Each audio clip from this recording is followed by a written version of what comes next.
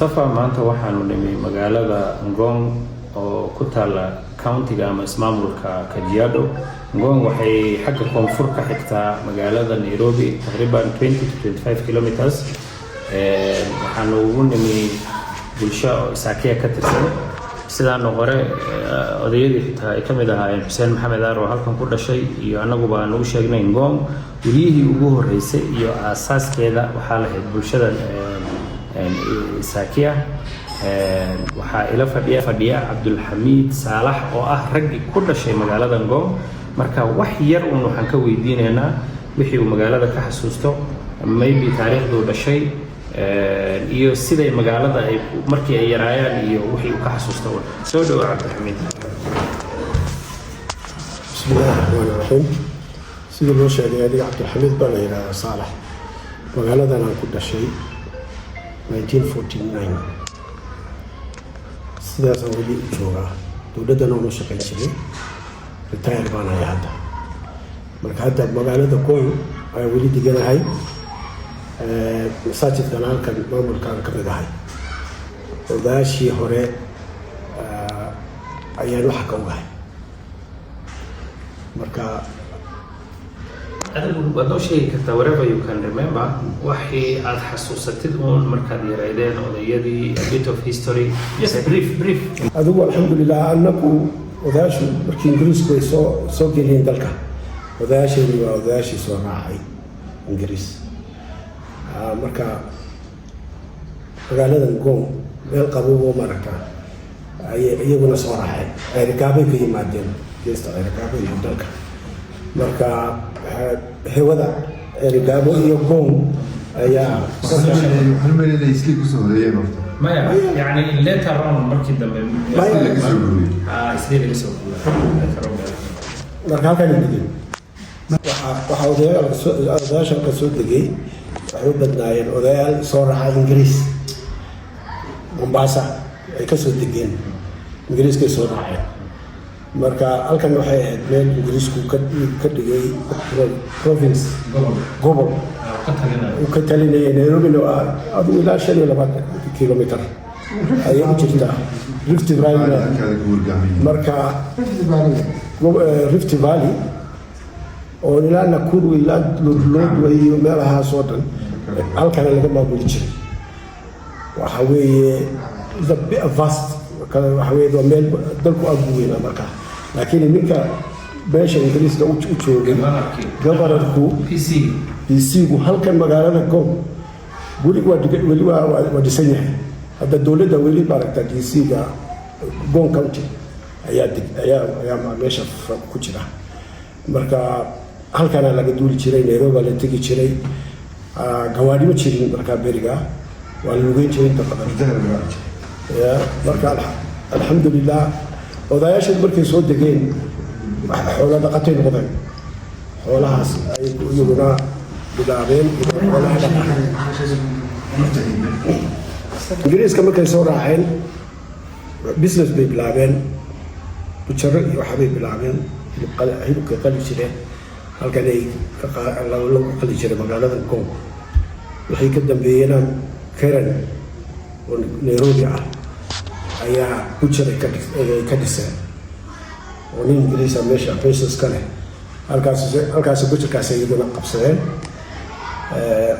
ogaal kalena magaaladan dukaamo yaryar oo maaragta Masaydan meesha waxaa degan Masay baa deganay. xoolo dhaqato ah iyaguna waxay keeni jireen xoolahooda duurka inay keeni jireen halkan lagu iibin jiray. marka dukaamo yaryarna way lahaayeen. sonkorta burka waxaase ka iibsan jireen odayaasha raashinkaasi ka iibsan jireen.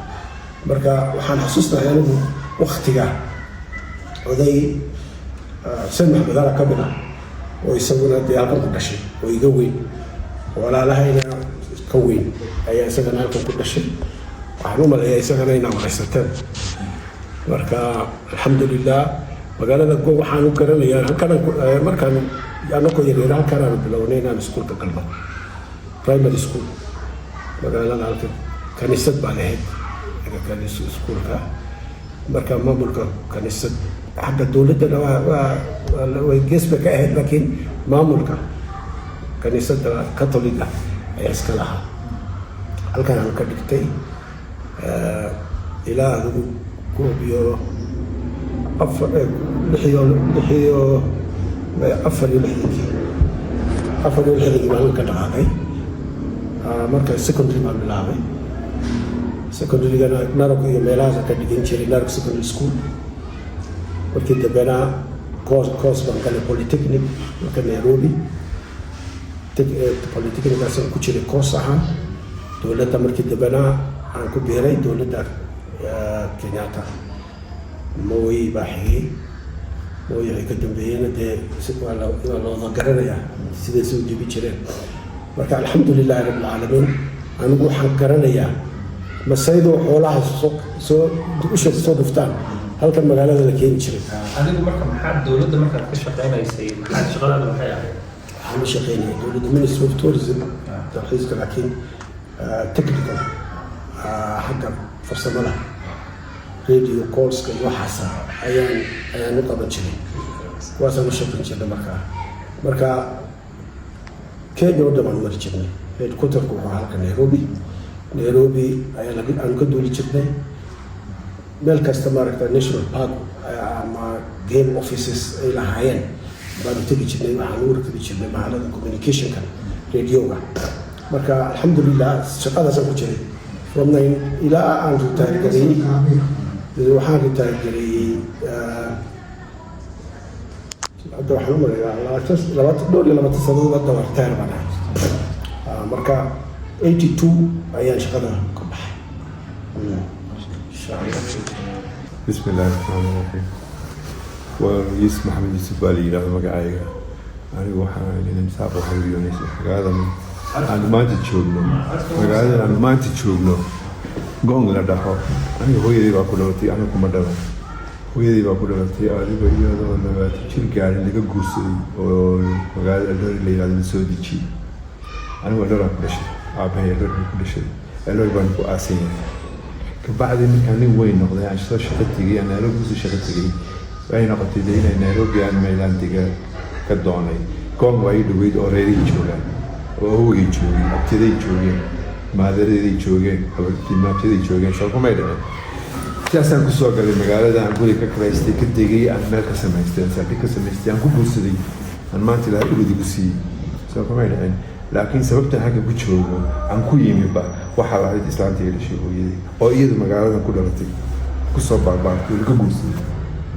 abtiyaday waa ku nool maanta abtiyaday baa jooga oo adiga maanta isku da'nahay shanay la xidhiidhin jir ah 40 jir qaar 20 jir qaar adiga ubadkoodii baa jooga oo maanta 30 jir soo kuma idin awgeey ilaahay naxariisto waddanka waqtigu yimi taariikhda ma sheegi karo laakiin inuu yimi isagoo islii digaa la yiri oo Wilson Airport ka shaqo doonay oo goobtan markii dambe ku soo dambeeyay soo kuma idin saasaan u sheegay sida goobku yimi walaa ma sheegi karo laakiin halkan uu soo degay aan ku dhalanay abtiday hooyadii ku dhashay kabacdi anuu nin weyn soo noqday magaalada soo degay soo kuma idin inta ay ka badan ma sheegi karo laakiin asaaska magaaladan waxa lahaa reeraheena iska lahaa oo dukaankii u horeeyay magaaladan ka furay waxa lahaa oday islaan Soomaaliya oo magaalada ku qabay oo ubadkoodu maanta joogaan saakiya community ka dhalay